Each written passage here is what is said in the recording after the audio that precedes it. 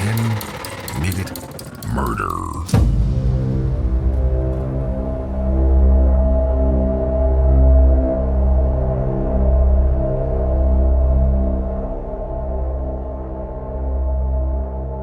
Before Dorothea Puente became the serial killer known as the Death House Landlady, she was a little girl growing up in a deeply troubled family.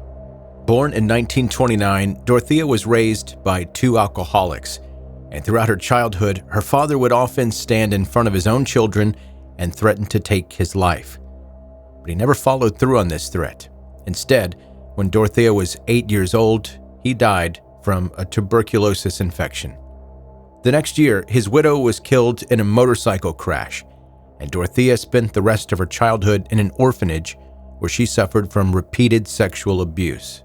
At 16 years old, Dorothea left the orphanage to marry an older man, a soldier named Fred McFall, who had just returned to California after serving in World War II. That happy couple had 2 daughters. The first one was sent back to Sacramento to live with Dorothea's family, and the second one was quickly given up for adoption. The marriage only lasted for 3 years, and soon afterwards, Dorothea was arrested for the first time after she was caught paying for shopping with forged checks. She spent 3 months in jail and was released, and then she met her second husband, Axel Johansson. And Axel Johansson sounds like the lead singer of a rock band, but Axel was not a lead singer of a rock band. He was a seaman. And by seaman, I don't mean that, I mean he was a sailor.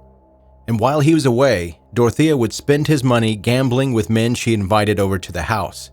And she also created an elaborate persona, pretending to be an Israeli and Egyptian woman, going by the name Tea Singola Niarda. Axel was concerned about his wife's well-being, so he had her hospitalized, where she was diagnosed as a pathological liar. After she was then divorced for the second time in her life, Dorothea created another identity for herself. This time, she was a modest, traditional Christian by the name of Sharon Johansson. Acting as Sharon, Dorothea attempted to become a trusted member of the local community, opening up her home to women who were suffering from domestic violence or poverty. The deception worked, and before long, Sharon was known as a caring, selfless woman. Dorothea's next relationships ended in similar ways. The third, after a messy divorce resulting in a man fleeing to Mexico, and the fourth marriage only lasting a week. After that third divorce, Dorothea fully committed to appearing to be a trusted member of the community, wearing dated clothing and reading glasses, and growing her gray hair out to appear older than she actually was.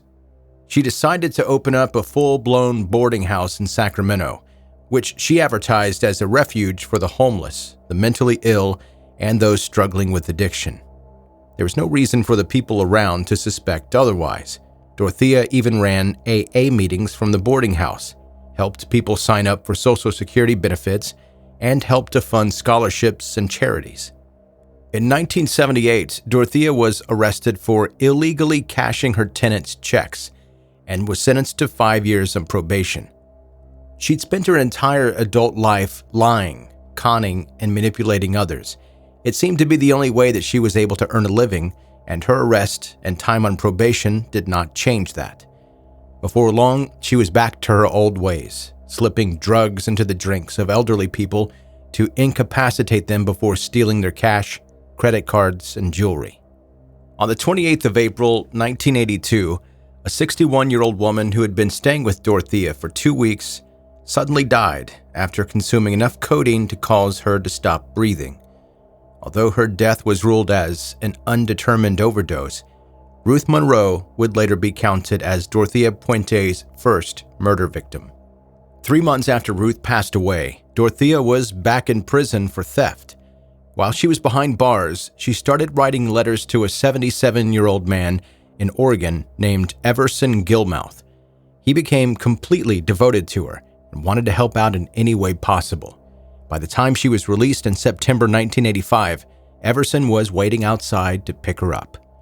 In October, Dorothea sent a letter to Everson's sister, letting her know that she and Everson would be getting married the following month. Shortly after sending the letter, Dorothea hired a handyman, Ismael Flores, who she asked to build a 6-foot-long storage box. As well as a cash payment, she promised that she would allow him to keep Everson's vehicle in exchange for his services. If it had occurred to Ismael that the dimensions of the box were uncannily similar to the size and shape of a coffin, he did not express his concerns. When he returned the next day to find that Dorothea had put something inside the box and then nailed it shut, he didn't say anything about that either. In fact, when Dorothea asked Ismael for his help transporting the box, which was several hundred pounds heavier than it had been, he either genuinely wasn't suspicious or he didn't care. Dorothea left the box on the shores of the Sacramento River, where it remained undiscovered until January of 1986. The box, of course, contained the body of Dorothea's soon-to-be husband, Everson Gilmouth. In early 1988, 51-year-old Alvaro Gonzalez Montoya, known as Bert, came to stay with Dorothea in the boarding house. Shortly afterwards, an application was filed for Dorothea to be the payee for Bert's government benefits. The last time anybody saw Bert was the 24th of August, 1988. After that, he missed a series of important appointments, and his social worker was unable to reach him.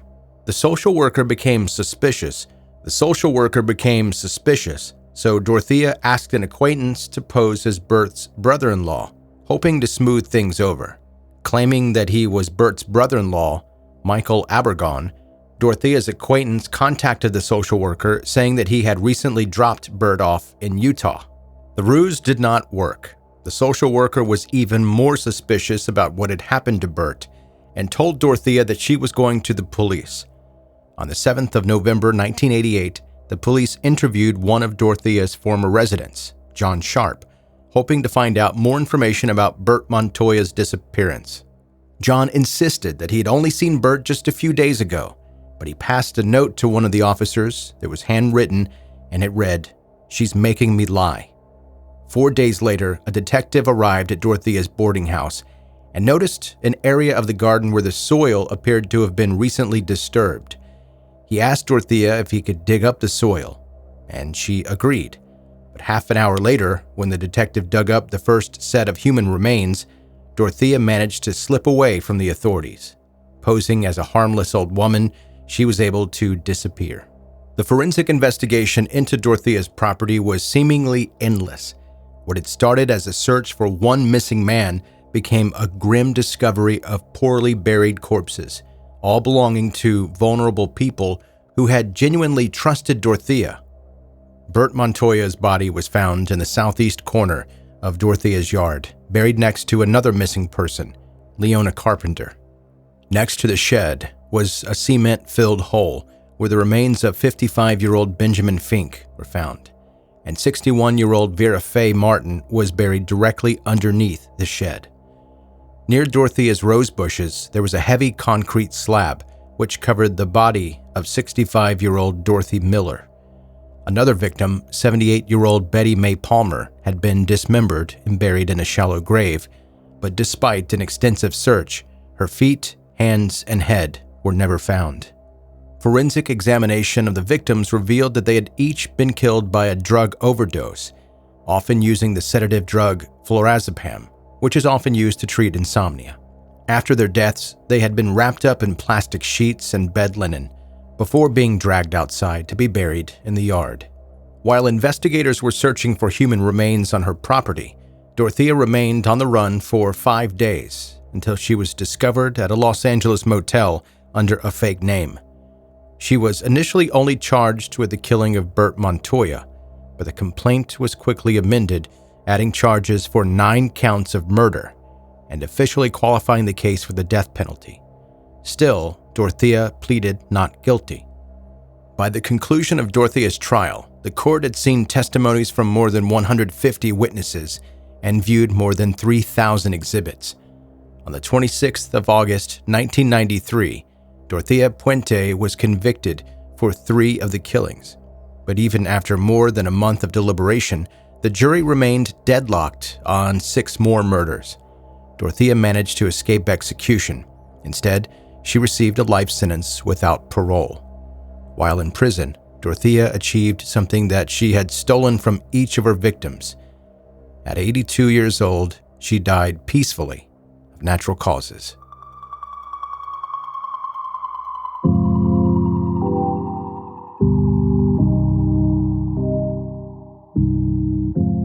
That's 10-Minute Murder for today. Brief and bingeable true crime. I'm Joe.